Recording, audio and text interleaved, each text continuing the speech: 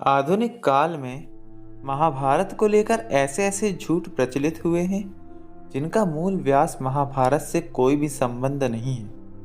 आज हम उन्हीं कथाओं के बारे में आपको बताएंगे जिनका मूल रचित महाभारत में किसी भी प्रकार से कोई भी वर्णन नहीं। नमस्कार, मेरा नाम है अजय। यह है ज्ञान का चक्र और आप सभी देख रहे हैं सप्त चक्र। द्रोणाचार्य का अंगराज कर्ण को शिक्षा ना देना। अक्सर हम टीवी सीरियल या फिर उपन्यासों में यह पढ़ते हैं कि द्रोणाचार्य ने अंगराज कर्ण को युद्ध कला की शिक्षा देने से मना कर दिया था, परंतु मूल व्यास महाभारत में ऐसा कुछ भी वर्णन नहीं है। मूल महाभारत के अनुसार अंगराज कर्ण ने द्रोणाचार्य और कृपाचार्य से शिक्षा ली थी, परंतु द्रोणाचार्य ने अंगराज कर्ण को ब्रह्मास्त्र की शिक्षा नहीं दी थी, जिसके कारण वह ब्रह्मास्त्र प्राप्त करने हेतु श्री परशुराम जी के पास ब्राह्मण बनकर गए थे। इसका वर्णन हमको महाभारत के आदि पर्व के अंतर्गत आने वाले संभव पर्व में एवं शांति पर्व में मिल जाएगा। नकुल सहदेव द्वारा अपने पिता महाराज पांडु का मांस खाना। ना जाने यह कथा किस प्रकार की है और कहां से आई है, पर आश्चर्य की बात है कि लोग इस कथा पर बहुत ही आसानी से विश्वास भी कर लेते हैं। कथा के अनुसार पांडु ने अपने पुत्रों को कहा था कि जब मेरी मृत्यु हो जाए तो मेरा मांस खा लेना, जिसके कारण तुम्हें मेरा समस्त ज्ञान प्राप्त हो जाएगा। परंतु मूल महाभारत में इस कथा का कोई भी उल्लेख नहीं है। पांडु के श्राप के कारण बहुत ही जल्दी माद्री के साथ संबंध बनाते समय मृत्यु हो गई थी। उस समय नकुल और सहदेव बहुत छोटे थे और उन्होंने अपने पिता का मांस नहीं खाया था। मैंने इस कथा पर सबूत के साथ वीडियो बनाई है, लिंक डिस्क्रिप्शन में है। द्रौपदी का कर्ण को अपने स्वयंवर में अपमानित करना मेरे विचार से है इस सदी का सबसे घटिया और सबसे बड़ा झूठ है, जिसे आजकल के टीवी धारावाहिक और रश्मि रथी महामृत्युंजय जैसे उपन्यासों ने जोर शोर से फैलाया है। मैं आपको बता दूं कि महाभारत के कुछ ही संस्करणों में इसका वर्णन है, बाकी किसी भी संस्करण में इसका कोई भी वर्णन नहीं मिलता है। स्वयं बोरी ने इसे इंटरपोलेशन कहते हुए अपनी मूल प्रतिकृति से इस कथा को हटा दिया था, और गीता प्रेस ने भी यह माना है कि द्रौपदी द्वारा कर्ण को अपमानित करने वाली कथा झूठी है।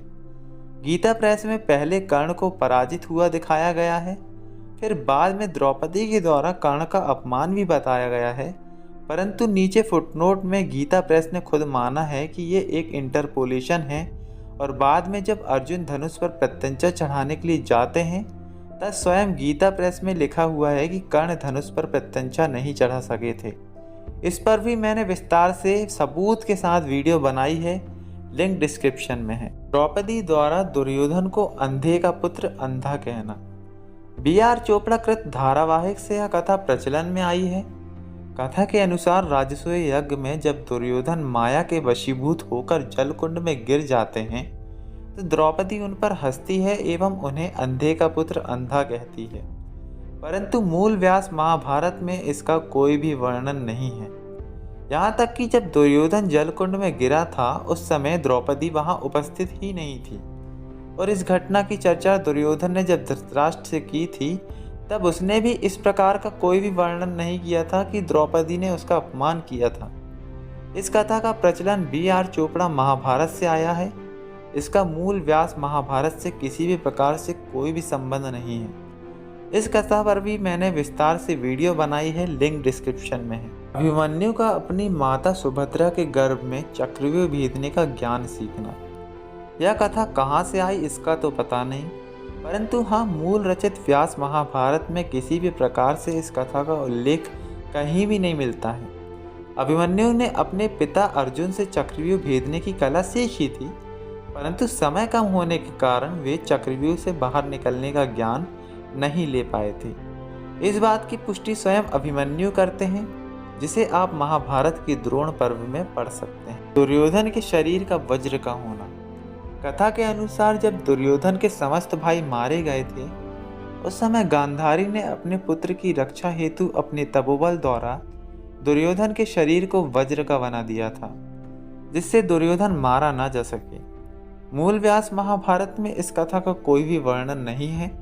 दुर्योधन महाभारत काल का सर्वश्रेष्ठ गदाधर था। उसने पांडवों के वनवास काल के दौरान मतलब पूरे 13 वर्षों तक भीम की लोहे की प्रतिमा पर गदा अभ्यास किया था, जिसके कारण वह विश्व का सर्वश्रेष्ठ गदाधर बन गया था। स्वयं श्री कृष्ण ने शल्य पर्व पर कहा था कि दुर्योधन को जीतना स्वयं यमराज के लिए भी असंभव है, इसे छल से ही पराजित किया जा सकता है। कर्ण के द्वारा मरते समय अपने सोने के दांतों का दान।